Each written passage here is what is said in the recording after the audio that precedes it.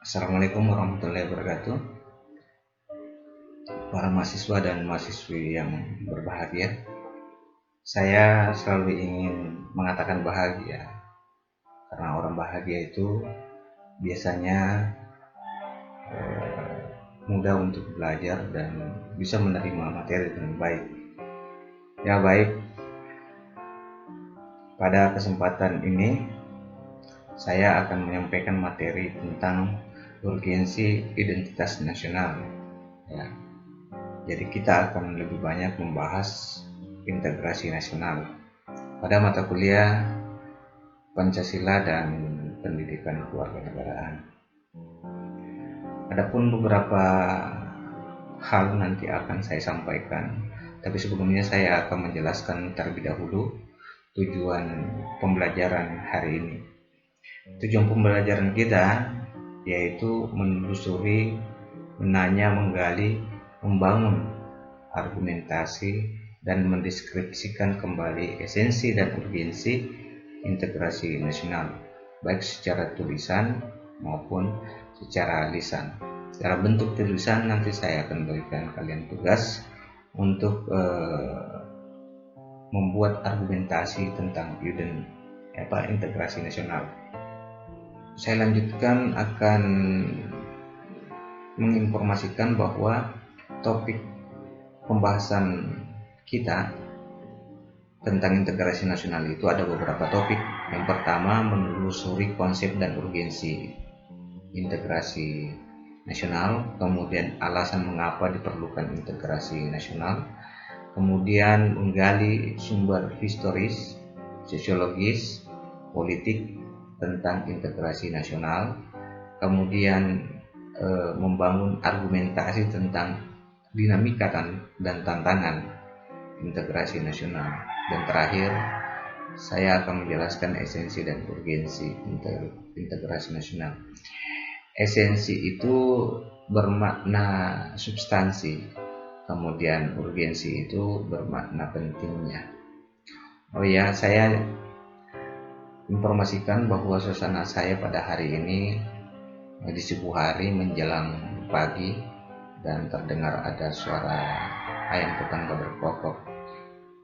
Ini memberikan suasana kita secara alami. Mudah-mudahan ini tidak menjadi gangguan bagi kita untuk kalian mendengarkan materi saya. Saya mengawali materi ini dengan membahas integrasi nasional. Pernah kan Anda dengar integrasi nasional itu apa? Ya, saya kira di bangku sekolah SMP atau SMA Anda sudah mempelajari integrasi nasional ini. Tapi kita akan mempelajari coba lebih dalam lagi ya. Kita kaji lebih dalam lagi apa itu integrasi nasional. Saya akan memberikan pemahaman ini kepada kalian dengan memberikan satu kata. Kata itu adalah, atau orang biasanya mengatakan, torang basudara. Torang basudara itu bermakna integritas sesungguhnya. Kalau kita lihat dari sudut pandang agama atau religi, maka kita sesungguhnya memang bersaudara. Nenek moyang kita itu sama, Nabi Adam alaihissalam, dan punya anak keturunan sampai sekarang ini. Dan maka daripada itu sesungguhnya kalau kita bersaudara tentu kita punya rasa apa itu? Rasa integrasi, rasa bersaudara, rasa ingin selalu menolong, ya, rasa sipakamase kalau bahasa Bugis, sipatuos, sipatokom, ya itu kan bagian daripada bagian-bagian yang akan kita bahas dalam materi ini. Kalau kita berbicara atau mengenali konsep integrasi nasional, tentu di sini kita melihat ada dua kata yang harus kita perhatikan, integrasi dan nasional. Pertama kita membahas integrasi. Integrasi sesungguhnya berasal dari bahasa serapan, atau kita mengadopsi bahasa serapan dari bahasa Inggris, integration. Ada dua maknanya. Yang pertama adalah kesempurnaan atau keseluruhan. Jadi kesempurnaan atau keseluruhan. Saya lebih cenderung menggunakan keseluruhan, makna yang kedua. Integration sesungguhnya juga berasal dari kata Latin namanya integer, yang berarti utuh atau menyeluruh. Jadi utuh itu kan kalau manusia ya utuh, ada kepala, ada tangan, ada kaki, itu yang namanya utuh. Berdasarkan arti etimologisnya, integrasi dapat diartikan sebagai pembauran hingga menjadi satu kesatuan yang utuh atau bulat. Kalau kita minum kopi itu sudah utuh. Jadi kalau mau melihat makna pembauran ini, kopi itu yang kita minum sudah melakukan pembauran antara air, kopi, kemudian gula, menjadi membaur menjadi satu kopi. Apalagi kita minum pada saat kondisi sekarang ini, itu enak sekali ya. Nah, yang kita minum itu sesungguhnya adalah pembauran tadi. Itu untuk mengenal kata integritas ya. Jadi keseluruhan, utuh, atau pembauran. Kata yang kedua yaitu nation. Nation artinya bangsa. Kalian sudah paham arti bangsa kan? Kalau di Indonesia itu ada beberapa bangsa, kemudian menjadi satu negara. Bangsa itu lebih diidentikan dengan orangnya, kalau negara itu wadahnya. Jadi kalau begitu ada beberapa bangsa, yaitu bangsa Bugis, bangsa Ambon, bangsa Papua, ya, bangsa Sumatera, kemudian Jawa, Sulawesi, itu adalah satu bangsa. Jadi saya kembali nation, artinya bangsa, sebagai bentuk persekutuan dari orang-orang yang berbeda latar belakangnya berada dalam suatu wilayah dan di bawah satu kekuatan politik. Itu yang dimaksud dengan nation. Ya. Nah, kita lihat pendapat Qurana terkait dengan integrasi nasional. Qurana mengatakan integrasi nasional adalah kesadaran identitas bersama di antara warga negara. Ini berarti bahwa meskipun kita memiliki kasta yang berbeda, ada yang kaum bangsawan, ada kaum menengah, dan ada kaum bawah, kemudian agama yang berbeda, ada agama Islam, ada agama Kristen, ada agama Hindu, dan daerah yang sama, daerah yang berbeda maksudnya, ada yang dari Aceh, ada dari Sumatera, Jawa, ada dari Sulawesi, kemudian ada dari Papua, dan bahasa yang berbeda, mengakui kenyataannya bahwa kita semua adalah satu. Kita mengakui bahwa kita ini adalah bangsa Indonesia. Itu menurut pendapat Qurana. Ya, kalau kita hubungkan integrasi nasional ini dalam sudut pandang agama, khususnya agama Islam, ada satu hadis yang berhubungan dengan integrasi nasional ini atau integrasi ini, yaitu man ahabba ayyu salahu fi rizkihi wa yunsa alahu fi azarihi falyasil rahimah. Jadi barang siapa yang mau dipermudah rezekinya dan dipanjangkan umurnya, maka hendaklah menjalin silaturahim. Jadi dalam sudut pandang agama, integrasi ini bisa dihubungkan dengan silaturahim. Jadi ada manfaatnya, ada faedahnya kita melakukan integrasi, yaitu tadi berhubungan dengan rezeki, berhubungan dengan eh, ajal kita atau usia kita. Jadi saya kira dalam sudut pandang agama pun integrasi ini dijelaskan dengan baik.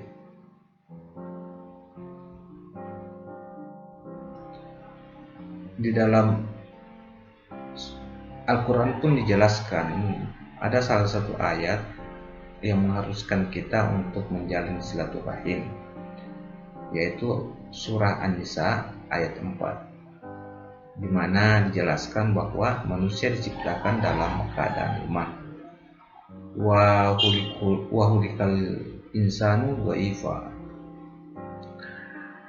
Jadi dalam keadaan lemah ini, makanya manusia selalu membutuhkan orang lain dalam semua aktivitasnya.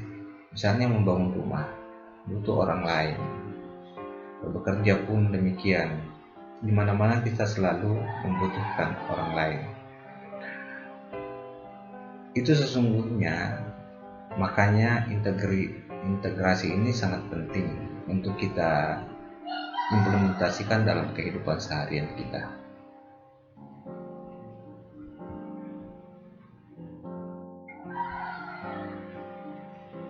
Selanjutnya mari kita lihat definisi para ahli.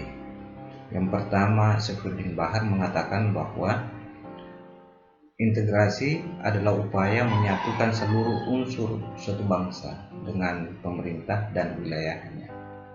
Kemudian Suroyo mengatakan bahwa bersatunya suatu bangsa yang menempati wilayah tertentu dalam sebuah negara yang berdaulat.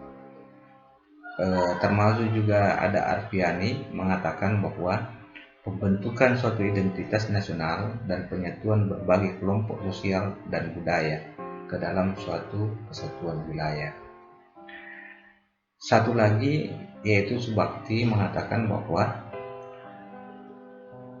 integrasi nasional adalah proses penyatuan berbagai kelompok sosial budaya dalam suatu kesatuan wilayah dan dalam suatu identitas.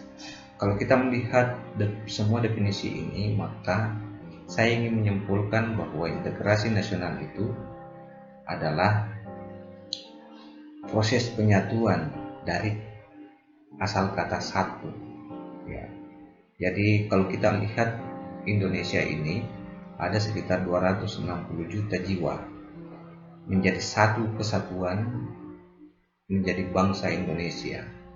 Bukan hanya dari segi bangsa, tetapi juga memiliki bahasa yang satu, kemudian juga memiliki satu kesatuan yang utuh dari segala macam aspek kehidupan ini.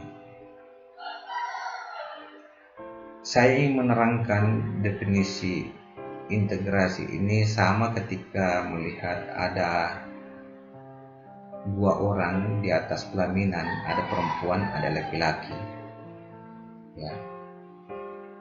Itu sedang melakukan proses penyatuan menjadi satu kesatuan yang disebut dengan keluarga. Jadi itu contoh yang bagus kita jadikan sebuah pegangan untuk mengenali apa itu integrasi ya. Tapi bukan berarti bahwa ketika mengenal kata integrasi ini saya contohkan dengan perkawinan, Anda ingin mengatakan kepada temannya mau melakukan integrasi, itu penempatan yang keliru. Ini pemisalan saja ya.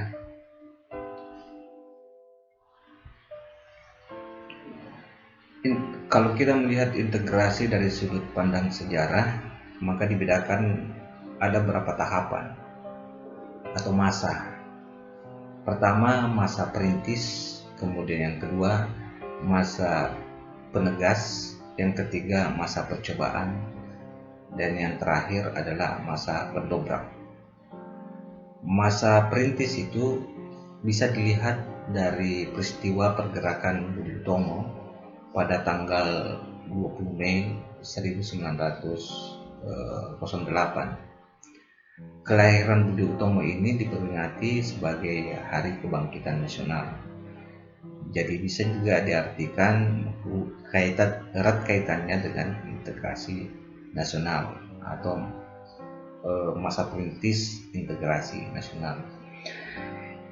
Yang kedua yaitu masa penegas, ditandai dengan peristiwa Sumpah Pemuda yang baru-baru kita peringati pada tanggal 28 Oktober 1928, di mana pemuda-pemuda bangsa waktu itu melakukan sumpahnya untuk melakukan penyatuan.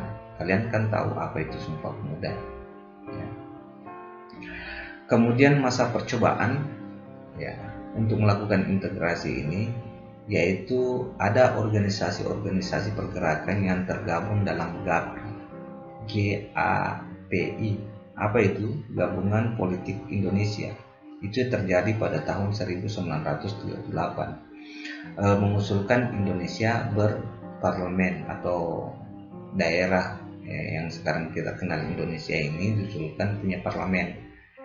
Nah, baru dilaksanakan atau pada masa pendobrak ini, ada yang mengistilahkan masalah pendobrak, yaitu pada tanggal 17 Agustus 1945 itu kemudian terwujud yang namanya integrasi nasional yang kita tahu dikenal dengan Hari Kemerdekaan Indonesia yang dideklarasikan atau yang diproklamasikan oleh Soekarno-Hatta.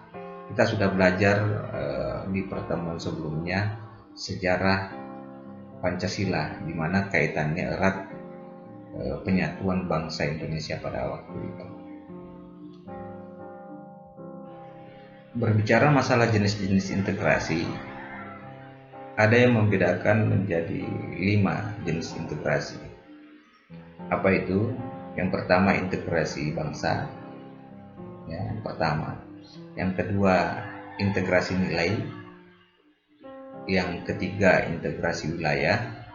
Yang keempat integrasi tingkah laku. Kemudian yang terakhir adalah integrasi elit. Integrasi bangsa biasa juga diartikan sebagai proses penyatuan berbagai kelompok budaya. Kita kenalkan ada berbagai kelompok budaya yang ada di Indonesia, yaitu ada budaya Bugis, ada budaya Jawa.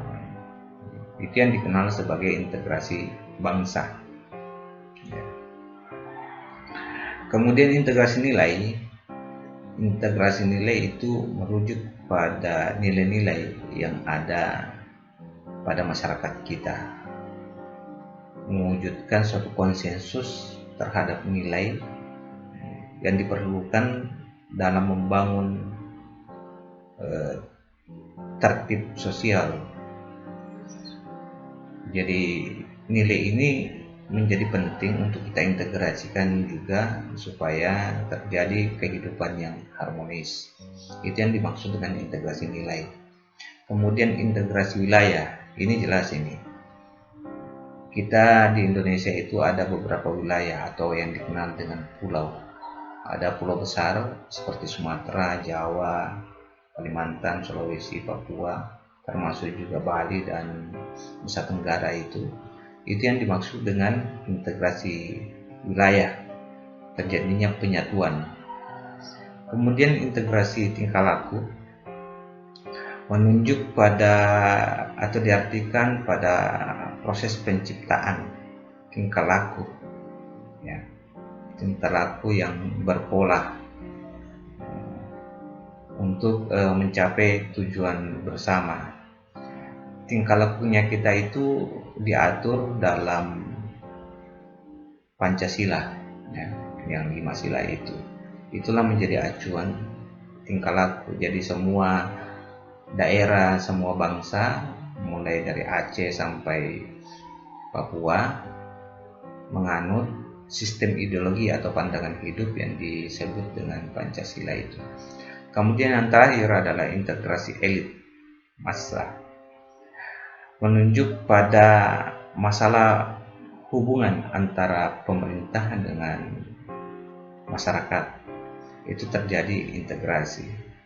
Jadi misalnya kita kenal Jokowi sering melakukan belusukan, itu bagian atau pengimplementasian atau aktualisasi terhadap integrasi elit dengan masyarakat yang dipimpinnya.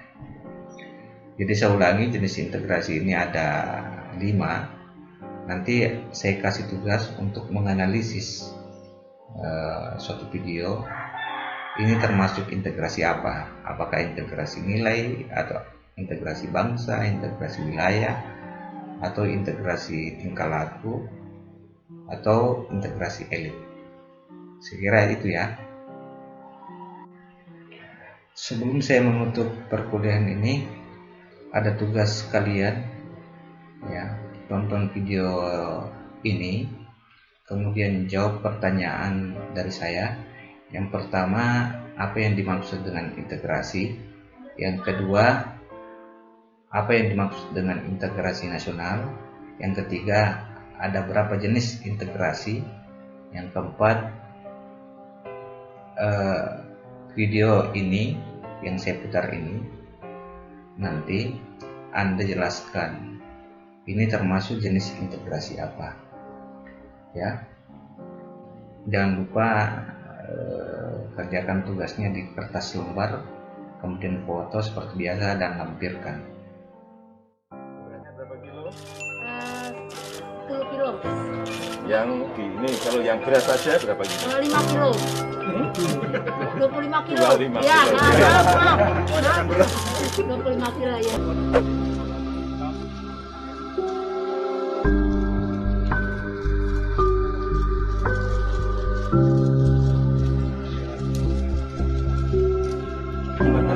Selamat pagi Pak Jokowi.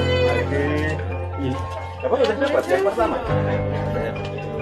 Bantuan yang pertama dapat sudah. Berapa? Dapat sembako 2, Ya. beras 1. Beras 1 udah. Ya. Sembako 2. Terus beras. Ya. Beratnya berapa kilo? 10 kilo. Yang ini kalau yang berat saja berapa kilo? 5 kilo. 25 kilo. 25 Ya, kilo. maaf. Terakhir saya ingin jelaskan integrasi, hubungannya dengan disintegrasi.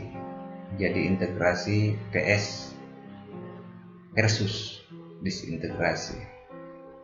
Integrasi kita kenal ada penyatuan, sebaliknya integrasi itu adalah perpecahan.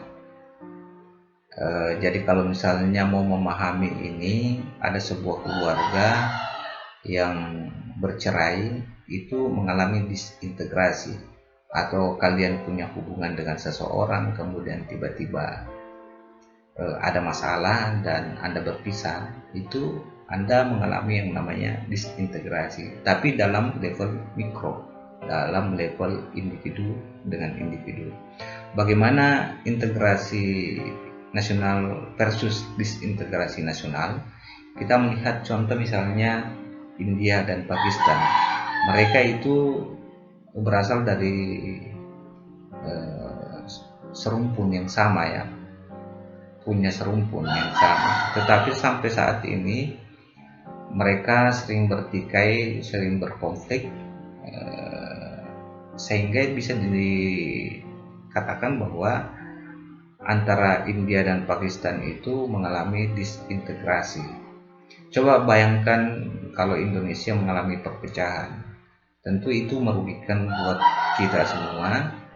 Karena kenapa? Kita menjadi bangsa yang terpecah belah, bangsa yang kecil. Kita bisa ibaratkan bagaimana besarnya bangsa kita dibandingkan bangsa yang ada di Asia Tenggara. Misalnya Anda bisa lihat peta yang ada dalam map, Google Map maksudnya, itu Singapura sangat kecil. Apakah kita mau menjadi bangsa seperti itu? Saya kira kita akan lebih berbangga ketika kita menjadi bangsa yang besar. Maka daripada itu, disintegrasi ini sangat merugikan buat bangsa kita ketika terjadi perpecahan. Untuk itu, mata kuliah ini sangat penting bagaimana Anda memahami yang namanya integrasi sehingga tidak mengalami disintegrasi. Saya kira itu yang saya bisa sampaikan pada kesempatan hari ini. Terima kasih atas perhatiannya. Wabillahi taufiq wal hidayah. Assalamualaikum warahmatullahi wabarakatuh.